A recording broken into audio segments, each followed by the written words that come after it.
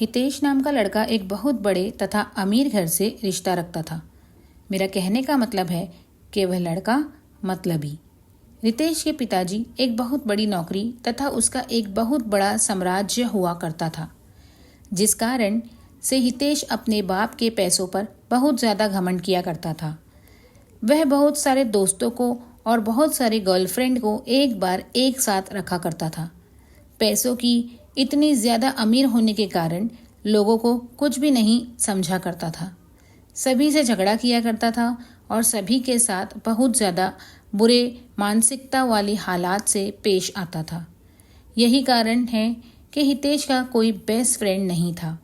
वह जितने भी फ्रेंड के साथ रहता था, जितने भी दोस्त के साथ रहता था, वह सिर्फ उसके साथ उसके पैसों पर मौज मस्ती करने के लिए रहता था। लेकिन जब हितेश किसी मुश्किल में फंस जाता था तो कोई भी दोस्त उसकी मदद करने के लिए बिल्कुल भी आगे नहीं आता था। हितेश बहुत ज़्यादा अपने फ्रेंड तथा दोस्तों के साथ टूर करने के लिए बाहर देश है जाया करता था, क्योंकि उनके पिताजी के पास इतनी ज़्यादा दौलत थी कि कितना भी हितेश का उस दौलत में से पैसा उड़ा दे उसका कम नहीं होने वाला था। इस कारण से हितेश उस दौलत को लेकर बहुत ज़्यादा घमंड किया करता था और हमेशा अपने दोस्तों को बहुत ज़्यादा पार्टी दिया करता था और फिर उसके साथ घूमने के लिए जाने के लिए कहा करता था। हितेश को लड़की की लत लग गई थी। वह लड़कियों के साथ बहुत ज़्यादा मैसेज किया करता था। ज़्यादा पैसे होने के कारण वह बहुत सारी लड़कियों के साथ घूमा करता था तथा बाहर डांस में जाकर लड़कियों के साथ बाहर डांस भी किया करता था। वह रिसोर्ट में जाकर लड़कियों को खाना खिलाता था और फिर घूमने के लिए टूर पर जाया करता था। एक दिन जब वह किसी कारण से अपनी छत पर टहल रहा था तो उसके घर के सामने एक छत पर एक वहाँ से और बहुत ज़्यादा खूबसूरत लड़की टहल रही थी। हितेश अपने पैसे के दम पर सोचा कि चाहे कोई भी लड़की हो, अगर हितेश एक बार इशारा कर देगा तो कोई भी लड़की उसके आगे अपनी एटीट्यूड को नहीं रखेगी। लेकिन वह एक अच्छे परिवार से बिलोंग करती थी। वह लड़की ऐसी वैसी लड़की नहीं थी जो किसी के पैसे को देखकर उनके साथ चला जाए। उस लड़की को हंसाने के लिए हितेश बहुत तरह से उसको लालच देने का प्रयास करता था, लेकिन वह लड़की ऐसी वैसी लड़की बिल्कुल भी नहीं थी कि किसी की बातों में आ जाए। हितेश चाहे जितने लोगों को, जितनी लड़कियों को उसके पास भेजता था बोलने के लिए, लेकिन वह लड़की बिल्कुल भी बात मानने के लिए तैयार नहीं थी। हितेश लड़की के लिए मानो जैसे पागल होता जा रहा था, क्योंकि हितेश के अंदर इतना ज़्यादा एटीट्यूड था कि अगर वह लड़की ना कर दिया तो उसमें बहुत ज़्यादा गुस्सा आ गया था। हितेश सोच रहा था जिस कारण से भी वह लड़की मना कर रही है, हम चाहे कितना भी पैसा उसे दे दे ना, अपने साथ उसे घूमने पर मजबूर कर देंगे। किसी लड़की फ्रेंड को उसके घर भेजने के लिए कहती है, लेकर जाओ, उस लड़की को बोलो कि जितना पैसा लेना है, जितना खाना है, जितना घूमना है मेरे से ले लो, लेकिन मेरे साथ घूमने के लिए तैयार हो जाओ। लेकिन किसी भी परिस्थिति में वह लड़की तैयार होने पर आज ही नहीं हो रही थी। इस बात को सुनकर हितेश को बहुत ज़्यादा गुस्सा आ रहा था। अब धीरे धीरे हितेश बिल्कुल भी बदलने लगा था।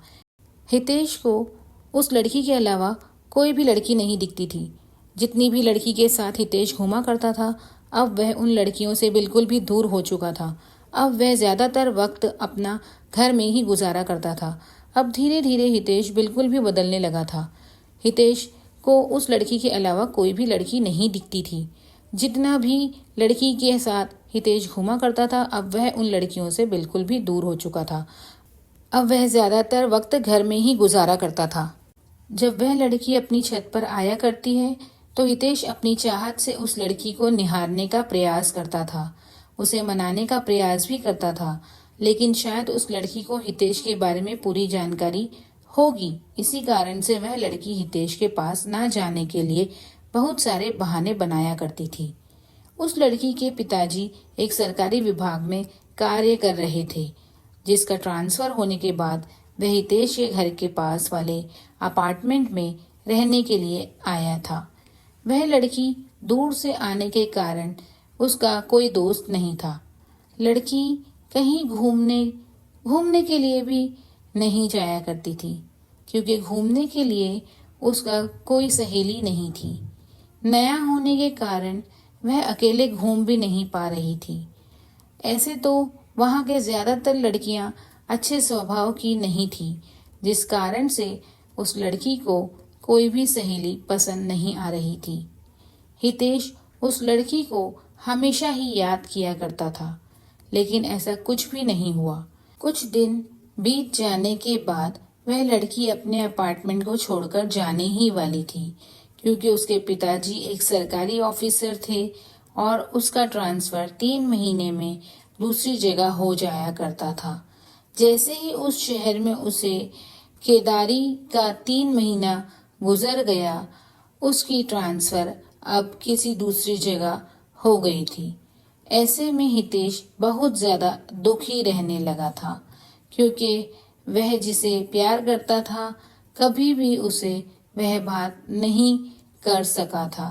जैसे ही इस बात की जानकारी हितेश को हुई, बहुत ज्यादा दुख हुआ और सोचने लगा कि मेरी क्या गलती है कि मुझे वह लड़की आज तक सही से देखी भी नहीं। लेकिन माना कि उस शहर में उस दिन अंतिम दिन था, हितेश आता था कि उस लड़की से मुलाकात करके कुछ बात किया जाए। जब वह लड़की बाहर जा रही थी तो हितेश नहीं जा रहा था। जैसे ही लड़की देखा तो हितेश रुक गया। यूं लड़की हितेश के पास जा पहुंची थी और हितेश को वह कह रही थी कि मुझे आपसे कुछ बात करना है। वह लड़की हितेश को कहती है कि आपके अंदर पैसों की बहुत ज्यादा घमंड है और अपने बहुत सारी लड़कियों की जिंदगी को बर्बाद किया है, जिस कारण से भगवान तुम्हें यह सजा दिया कि कोई भी अच्छी लड़की तुम्हें मिलना तो दूर की बात है, तुम्हें देखेगी भी नहीं। ऐसा कहकर माना कि आगे बढ़ जाती है। हितेश मन ही मन अपने आप को कोसता रहता है। हितेश सोचता है कि जो मेरे पास इतने पैसे हैं और कोई अच्छी लड़की ही नहीं मिलेगी मेरे पास, इतने पैसों की क्या कर सकता है। यह बात बिल्कुल सच है दोस्तों। पैसा चाहे कितना भी हो जाए, मनुष्य को कभी भी अपने पैसों पर बिल्कुल भी घमंड नहीं करना चाहिए। पैसा चाहे जितना भी हो जाए, वह आपके कैरेक्टर को नहीं सुधार सकता है। यदि आपके पास बहुत ज्यादा पैसा है तो उसे संभाल के रखिए, वह अच्छी चीजों में उपयोग करें। कहानी पसंद आई है तो वीडियो को लाइक करके मेरे चैनल को सब्सक्राइब कर लेना।